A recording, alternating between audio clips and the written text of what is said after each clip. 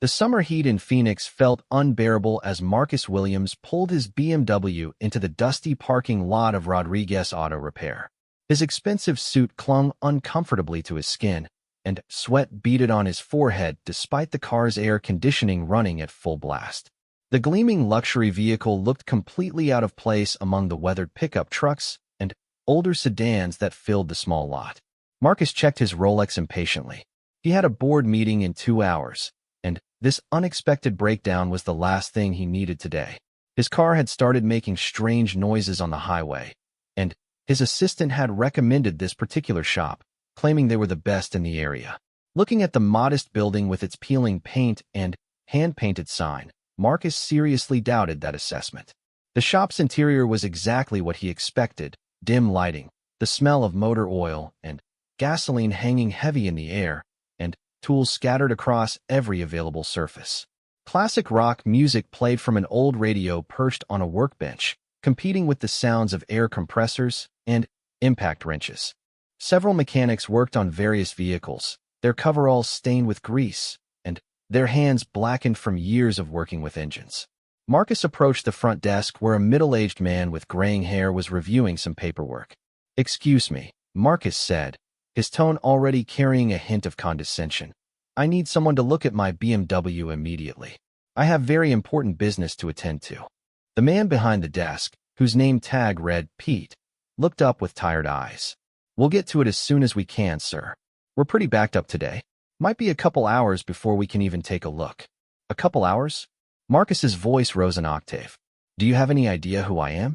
I'm Marcus Williams, CEO of Williams Financial Group. I don't wait for anyone." Pete remained calm, clearly accustomed to dealing with difficult customers. "I understand you're in a hurry, sir, but we serve everyone on a first-come, first-served basis. However, let me see if Elena is available. She's our best diagnostic tech." Marcus rolled his eyes. "Fine, just get whoever can fix this mess quickly."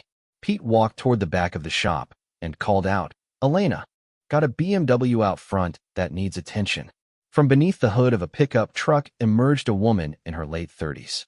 Elena Martinez wiped her hands on a shop rag as she made her way toward the front of the shop. She was petite, but moved with the confidence of someone completely at home in her environment. Her dark hair was pulled back in a practical ponytail, and her coveralls bore the same oil stains as those of her male colleagues. Marcus looked her up and down dismissively. "You're the mechanic? I specifically asked for your best person." Elena's expression remained professional despite the obvious slight. "I'm the best person, sir. I've been working on vehicles for over 15 years. What seems to be the problem with your car?" "It's making some kind of grinding noise when I accelerate," Marcus said, still looking skeptical. "And, before you start guessing, this is a precision German engine. It requires someone who actually understands sophisticated machinery, not just someone who can change oil." Elena nodded calmly. "I understand your concern. BMW engines can be complex, but I've worked on quite a few of them. Would you mind starting it up so I can hear what you're describing?" Reluctantly, Marcus led her outside to his car. As he started the engine and revved it slightly, Elena listened intently, her head tilted as she concentrated on isolating the specific sound. After a moment, she asked him to turn off the engine and popped the hood. "Looks like it could be your timing chain tensioner," she said after a brief inspection. "It's a common issue with this particular model year. The plastic guides wear out and create exactly the kind of grinding noise you're describing." Marcus crossed his arms. "How could you possibly know that just from looking? Don't you need to run some kind of diagnostic test?" "Experience," Elena replied simply. "I've seen this problem dozens of times. But, if you'd prefer, I can hook it up to the diagnostic computer to confirm." "Of course I'd prefer that," Marcus snapped. "I'm not about to let some—" He paused, catching himself before saying something truly offensive. "Let someone guess what's wrong with a $60,000 vehicle." Elena maintained her composure admirably. "No problem at all. Give me about 20 minutes to run a full diagnostic." While she worked, Marcus paced impatiently around the shop, making several phone calls to reschedule meetings. He couldn't help but notice how efficiently Elena worked, her movements precise and deliberate as she connected various testing equipment to his car's computer system. Other mechanics occasionally came over to ask her opinion on their own projects, and it was clear they respected her expertise. 20 minutes later, Elena emerged from under the hood with a printout in her hand. Diagnostic confirms it's the timing chain tensioner, just as I suspected. The good news is it's not something that will leave you stranded, but you'll want to get it fixed soon to avoid more expensive damage down the road. Marcus grudgingly had to admit she seemed to know what she was talking about. How much will it cost, and how long will it take? Parts and labor will run about $800, Elena explained. I can have it done by tomorrow afternoon if you can leave it overnight. $800? Marcus scoffed. That seems excessive for what sounds like a minor repair. Elena patiently explained the complexity of accessing the timing chain components and the precision required to properly adjust the new tensioner. Her explanation was thorough and technical, demonstrating a deep understanding of the engine's internal workings that impressed Marcus despite his efforts to remain skeptical. Fine, he said curtly, but I expect it done right the first time. I don't have time to bring it back if you mess something up. Elena nodded professional. I guarantee my work, Mr. Williams. You won't have any problems. As Marcus arranged for a rental car, he couldn't shake his irritation at the situation. Here he was, a successful businessman worth millions, having to deal with a small-time auto shop and trust his expensive vehicle to someone he perceived as just another blue-collar worker. The irony of his predicament was lost on him. Despite all his wealth and status, he was completely dependent on Elena's expertise to solve his problem. The next morning, Marcus received a call from Pete at the shop. Mr. Williams? Elena finished your BMW early. Car's ready for pickup whenever you'd like. Marcus was actually surprised by the early completion. In his experience, service providers always took longer than promised, not shorter. He arrived at the shop that afternoon, still wearing another expensive suit and maintaining his air of superiority. Elena met him at the front desk with his keys and a detailed invoice explaining exactly what had been done. Your timing chain tensioner has been replaced, she reported. I also noticed your air filter was pretty dirty, so I replaced that as well at no charge. The grinding noise should be completely gone now. Marcus started the car and immediately noticed the difference. The engine ran smoothly and quietly, exactly as it had when he first bought it. Despite his reluctance to admit it, he was impressed by the quality of the work. It sounds good, he said grudgingly as he prepared to leave. I'm glad you're satisfied, Elena replied. Drive safely. As Marcus drove away, he found himself thinking about the interaction. Elena had been professional, knowledgeable, and efficient, qualities he claimed to value in his own business dealings. Yet he had treated her with obvious disrespect from the moment he met her, making assumptions based purely on her appearance and occupation. The uncomfortable realization that he might have been wrong about her began to gnaw at him, though his pride prevented him from acknowledging it fully. Instead, he pushed the thoughts aside and focused on getting back to his world of corporate meetings and financial deals, dismissing the small auto shop and its skilled mechanic as just another service provider who had done their job adequately. What Marcus didn't know was that his brief encounter with Elena Martinez was just the beginning of a story that would eventually challenge everything he thought he knew about success, valor, and the true measure of a person's worth. The woman he had dismissed as just a mechanic carried secrets and achievements that would humble even the most accomplished CEO, if only he had taken the time to look beyond the surface. But that revelation was still to come.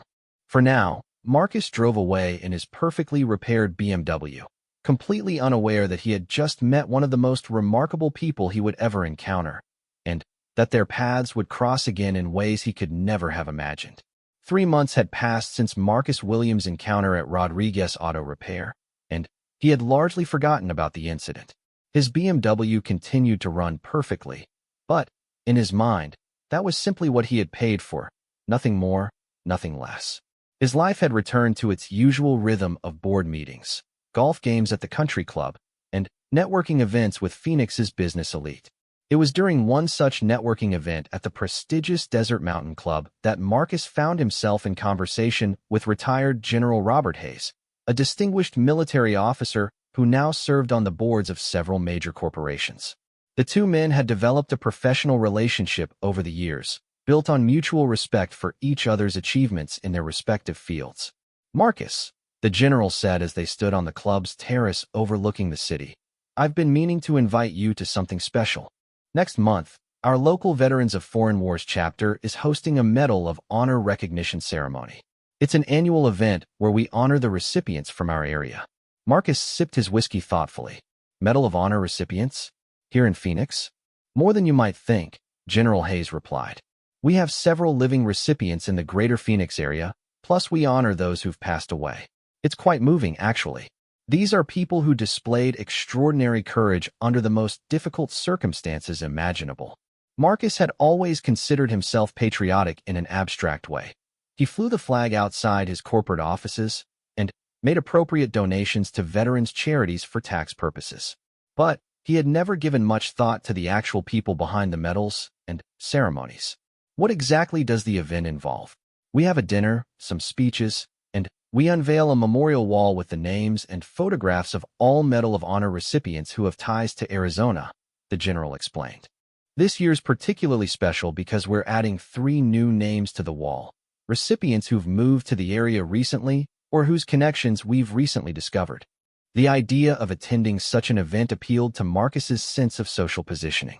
Being seen at a prestigious military ceremony would enhance his reputation in the business community, and the networking opportunities with other successful attendees could prove valuable. I'd be honored to attend, General. Should I bring my wife? Absolutely. It's a formal affair, black tie. The ceremony takes place at the Phoenician Resort, so you know it will be first class all the way. Marcus made a mental note to have his assistant add the event to his calendar. In his mind, it would be another evening of mingling with influential people, perhaps with the added benefit of some inspiring military stories to make him feel good about his country and his privileged position within it. The weeks leading up to the ceremony passed quickly. Marcus's business was thriving. His financial group had just completed a major acquisition that would significantly increase their market share. He felt on top of the world, master of his domain, successful in every measurable way. The night of the ceremony arrived with perfect Arizona weather. Marcus and his wife Sarah pulled up to the Phoenician Resort in their BMW, which still ran flawlessly thanks to Elena's expert repair work months earlier. The valet took their keys, and they walked into the resort's grand ballroom, which had been transformed for the evening's celebration. The room was filled with Phoenix's elite, business leaders, politicians, high-ranking military officers both active and retired, and prominent community figures. Everyone was dressed in formal attire, and the atmosphere buzzed with sophisticated conversation. Crystal chandeliers cast elegant light over tables decorated with red, white, and blue arrangements, and a large American flag served as the backdrop for the evening's presentations. Marcus and Sarah found their assigned table, which included General Hayes and several other couples from the city's upper social circles. As they settled in for dinner, Marcus felt satisfied with his decision to attend. This was exactly the kind of event where he belonged, surrounded by successful, influential people celebrating important achievements. The dinner service was impeccable, as expected from such a prestigious venue. Marcus enjoyed the perfectly prepared filet mignon while engaging in conversation about market trends and investment opportunities with his tablemates. The military ceremony aspect of the evening felt secondary to the social and business networking opportunities it provided. After dinner, General Hayes took the podium to begin the formal portion of the evening. "Ladies and gentlemen," he began, his voice carrying the authority of decades of military leadership. "Tonight we gather to honor some of the most courageous individuals our nation has ever produced. The Medal of Honor is our country's highest decoration for military valor, awarded only to those who have displayed conspicuous gallantry above and beyond the call of duty." The general went on to explain the history and significance of the medal, noting that fewer than 4,000 people had received it since its creation during the Civil War. "What makes tonight special," he continued, "is that we're not just talking about historical figures or distant heroes. We're honoring neighbors, community members, people who walk among us every day, often without recognition or fanfare." Marcus found himself genuinely interested despite his initial focus on networking. The general's words carried weight, and the reverence in the room was palpable. Perhaps there was more to this evening than he had initially anticipated. "Before we unveil our memorial wall," General Hayes announced, "I'd like to share some of the stories behind the names we're adding tonight. These individuals represent the very best of American courage and sacrifice. The lights dimmed as a large screen descended behind the podium. The first image showed a young soldier in World War II-era uniform. Technical Sergeant James Morrison, the general began, who single-handedly held off a German tank assault in France, saving his entire company, but losing his own life in the process. Sergeant Morrison moved to Phoenix after the war and worked as a school janitor for 30 years, never speaking of his heroic actions to his colleagues or students. The room fell silent as the general continued with the second story. Staff Sergeant Michael Chun, who in Vietnam carried wounded soldiers to safety under heavy enemy fire, making multiple trips back into the danger zone until he himself was severely wounded. Sergeant Chun recovered and became a high school teacher here in Phoenix, inspiring thousands of young people while keeping his military service private. Marcus found himself moved by these stories in a way he hadn't expected. Here were individuals who had performed acts of extraordinary heroism and then returned to live quiet, humble lives of service. The contrast with his own life of privilege and recognition for far lesser achievements began to create an uncomfortable tension in his mind. Our third new addition to the memorial wall, General Hayes continued, represents a particularly remarkable story of courage and sacrifice. A new image appeared on the screen, a young woman in military fatigues, standing beside an armored vehicle in what appeared to be a desert environment. Sergeant Elena Martinez, the general announced, and Marcus felt his stomach drop as recognition hit him like a physical blow. While serving as a combat engineer with the Army Corps of Engineers in Afghanistan, Sergeant Martinez repeatedly exposed herself to enemy fire to rescue wounded soldiers and civilians from a collapsed building that had been hit by mortar fire. The woman on the screen was unmistakably the same Elena who had repaired his car 3 months earlier, though she looked younger and was wearing a military uniform instead of mechanic's coveralls. Marcus stared in disbelief as the general continued the story. During a Taliban attack on a construction site where her unit was building a school for Afghan children, Sergeant Martinez voluntarily entered a partially collapsed building 3 separate times to rescue trapped individuals. On her final rescue attempt, the building came under direct enemy fire. Despite being wounded by shrapnel, she managed to carry an unconscious Afghan child to safety before the structure completely collapsed. Marcus felt the color drain from his face. His hands began to shake slightly as the full impact of what he was hearing sank in. The woman he had dismissed, condescended to, and treated with such obvious disrespect was a genuine American hero. Sergeant Martinez's actions saved 7 lives that day, the general continued. She spent 4 months recovering from her injuries in a military hospital before being medically discharged. She received the Medal of Honor from the President himself in a White House ceremony attended by her family and fellow soldiers. The screen showed another image, Elena in dress uniform, standing beside the President as the Medal of Honor was placed around her neck. She looked proud, but humble, the same quiet dignity Marcus remembered from their encounter at the auto shop. After her recovery, Sergeant Martinez moved to Phoenix and has been living quietly in our community, working as an automotive technician. She rarely speaks of her military service and has declined numerous requests for interviews and public appearances. Like so many of our heroes, she has chosen to serve her community in a different, but equally valuable way. Marcus felt sick to his stomach. Every word of condescension he had spoken, every dismissive look he had given, every assumption he had made about Elena's worth and capabilities came flooding back with devastating clarity.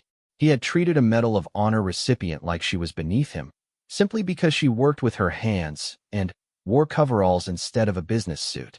The irony was overwhelming. While he had spent years congratulating himself on his business success and social status, Elena had risked her life to save others and received the nation's highest honor for valor. Yet she had never once mentioned her military service or tried to correct his assumptions about her background. She had simply done her job with professionalism and dignity, despite his obvious disrespect. As the general concluded Elena's story and moved on to unveil the memorial wall, Marcus sat in stunned silence.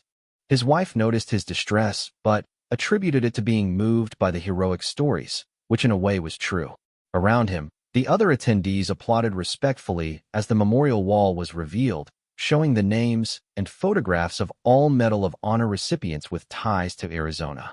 Elena's photograph was prominently displayed among the heroes, her military portrait showing the same intelligent eyes and determined expression he remembered from the auto shop. But now Marcus saw her completely differently. The confidence he had mistaken for presumption was actually the quiet assurance of someone who had faced life and death situations and emerged victorious. The professionalism he had grudgingly acknowledged was the discipline of a soldier who had earned the respect of her peers through extraordinary courage. The drive home from the Phoenician resort felt like the longest journey of Marcus Williams' life. His wife, Sarah, chatted excitedly about the evening's ceremony, praising the moving stories and elegant presentation, but Marcus could barely hear her words over the thunderous beating of his own heart and the crushing weight of his realizations.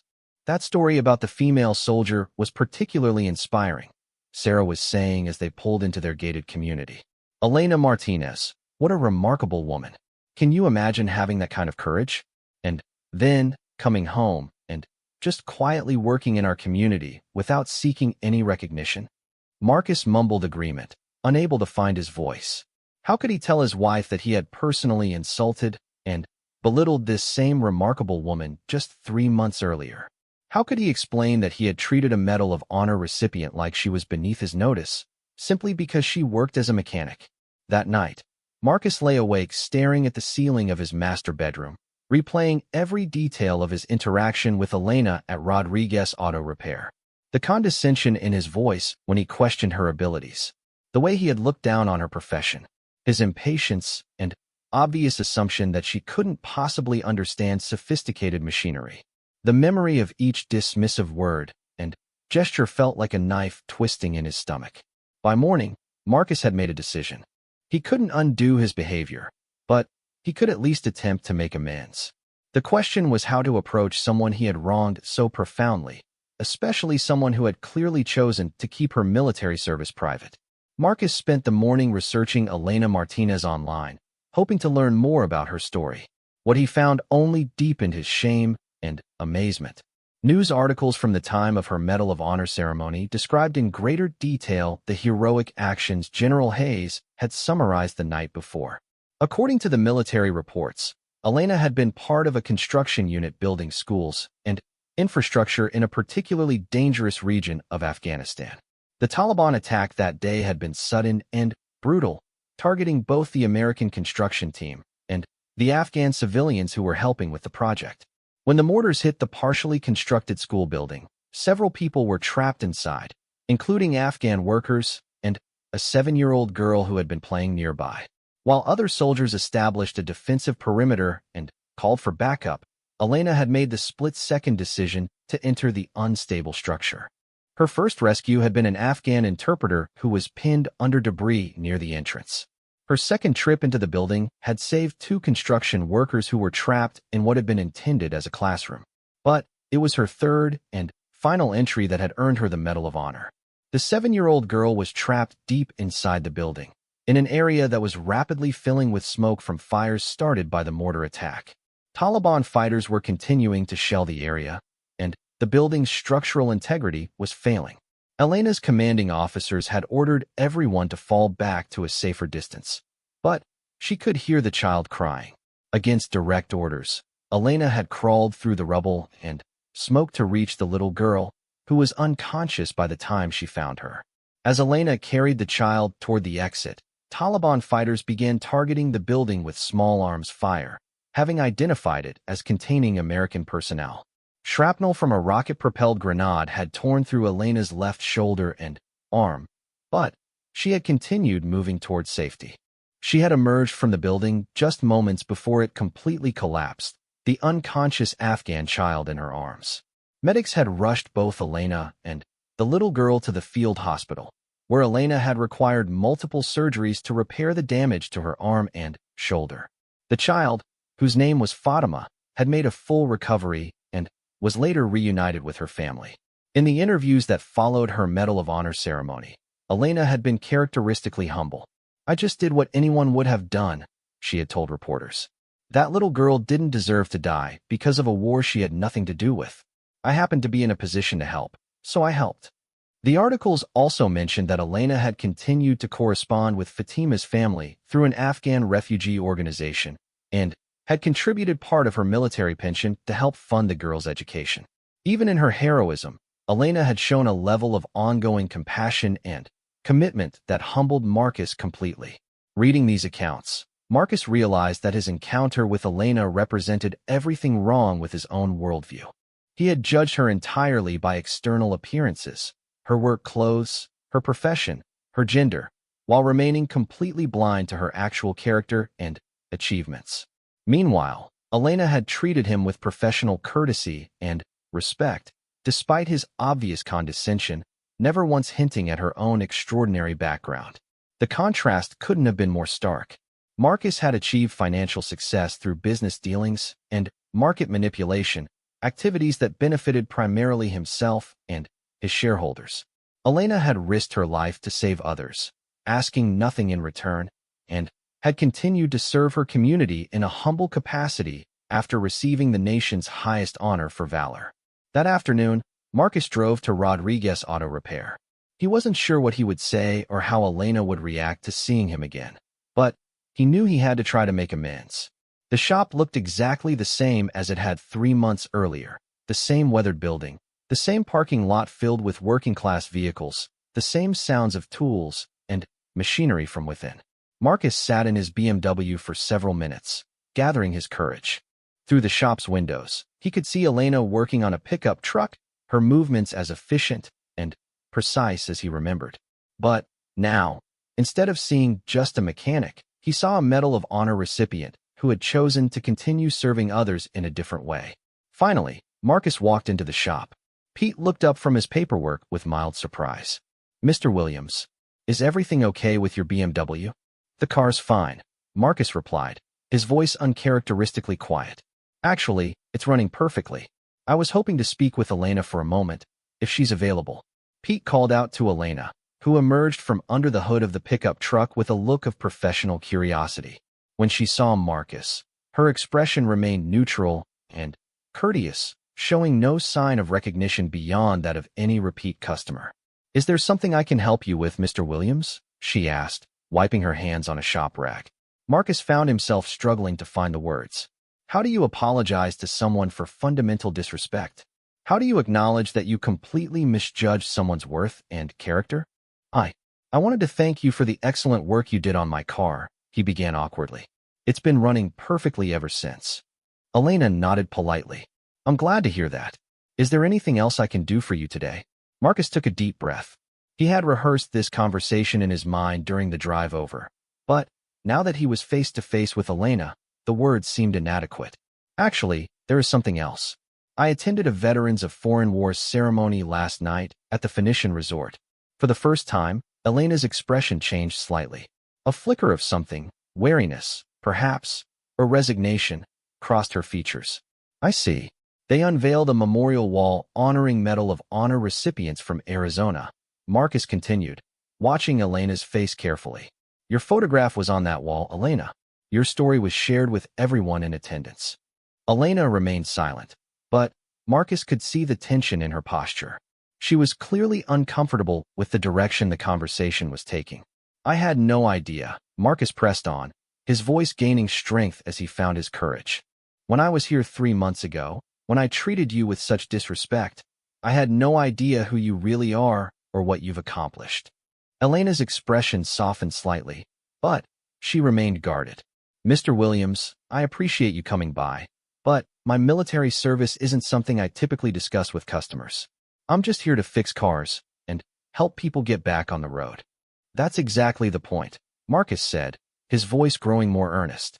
"You didn't have to tell me anything about your background. You could have put me in my place when I was being condescending and dismissive, but you didn't. You just did your job with professionalism and dignity, despite the way I was treating you." Elena shifted uncomfortably. "I don't expect special treatment because of my military service, Mr. Williams. That's not why I served, and it's not why I do this job." "I know that now," Marcus replied, "and that makes what I did even worse." I made assumptions about you based on nothing but prejudice and arrogance. I treated you like you were beneath me, when the truth is, you've accomplished more in service to others than I ever will." The shop around them had grown quiet. Other mechanics had stopped their work and were listening to the conversation, though they pretended to be focused on their tasks. Pete watched from behind his desk with obvious interest and growing understanding. Elena looked directly at Marcus for the first time since he had begun speaking. "Mr. Williams, I appreciate your apology, I really do. But I don't need you to feel guilty about how you treated me. I've dealt with worse, and I understood where you were coming from. A lot of people make assumptions about mechanics, especially female mechanics. It goes with the territory. But that doesn't make it right," Marcus insisted. "And it doesn't excuse my behavior. You deserved better from me, regardless of your military service. Every person deserves to be treated with basic respect and dignity." Elena studied his face carefully, perhaps trying to determine whether his words were sincere or just an attempt to assuage his guilt. "What is it you want from me, Mr. Williams? What are you hoping to accomplish by coming here today?" It was a fair question, and one that Marcus had been asking himself. What did he want? Forgiveness? Absolution? Or was this really about making himself feel better rather than addressing the harm he had caused? "I want to do better," Marcus said finally. "I want to learn from this experience and become a better person because of it. And I want you to know that I understand now how wrong I was, not just about you personally, but about my whole approach to judging people's worth and value." Elena Martinez stood quietly in the auto shop, studying Marcus Williams' face with the same careful attention she had once used to assess dangerous situations in Afghanistan. Years of military service had taught her to read people quickly and accurately, to distinguish between genuine remorse and empty words designed to make the speaker feel better about themselves. What she saw in Marcus's eyes was something she hadn't expected: real shame, genuine regret, and what appeared to be a sincere desire to understand where he had gone wrong. Still, she remained cautious.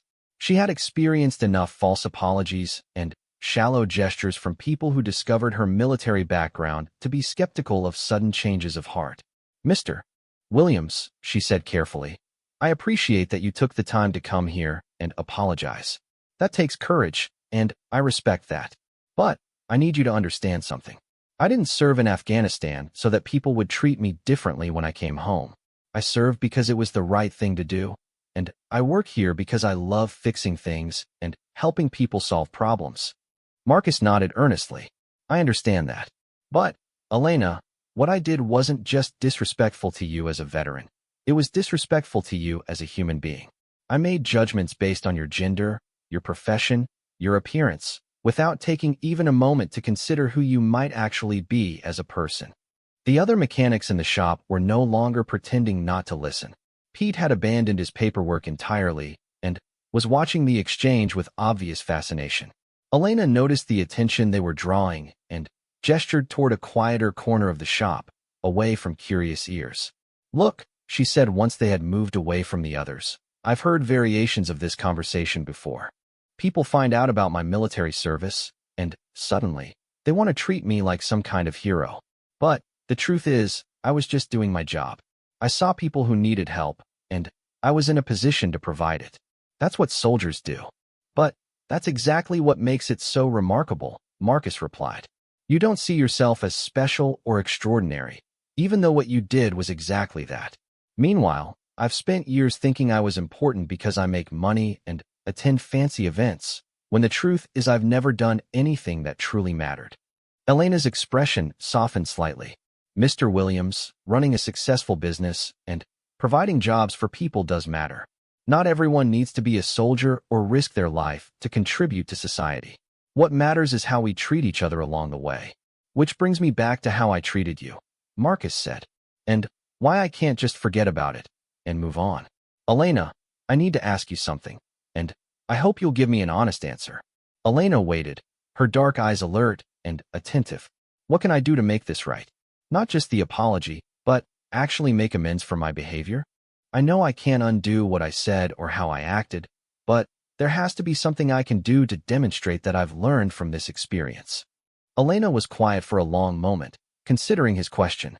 When she finally spoke, her voice carried a note of challenge. You really want to know what you can do? Yes, absolutely. Stop making assumptions about people based on their appearance or their job.